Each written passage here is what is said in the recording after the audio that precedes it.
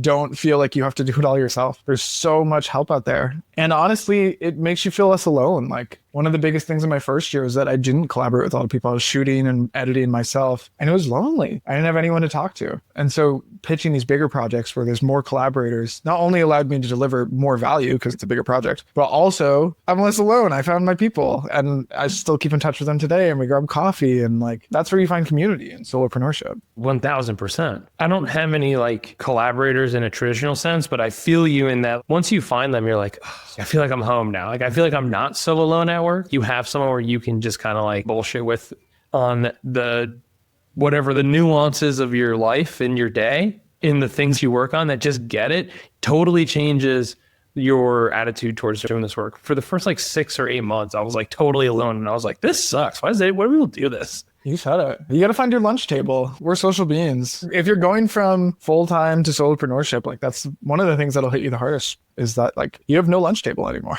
You have to create your own lunch table. It's a privilege to create your own lunch table too, but it can seem like a chore, but you actually get to choose the people who you hang around with. You're not stuck with your coworkers anymore. You can pick aspirational friends and be like, I want to meet that person. I feel like they're doing a lot of the stuff that I want to be doing. I want to be a part of that circle or whatever, that caliber, that quality. I want to be associated with that. You can go get that. And the other thing is too, people who you think would be maybe LinkedIn famous or like, I don't know, YouTube famous, they're actually so much more down to earth than you would ever believe. Because most people are afraid to approach them. I know, exactly. You're spot on. I do a private podcast for our group coaching program. And one of the things that I shared was our conversation. I just saw you doing something and I was like, I'm just going to hit this guy up and see what, like, people are just afraid to have that. And like you responded and you were like, cool, sounds good. Yeah, of You're course. Like, you did a normal human thing because I feel like I reached out like a normal human. You did.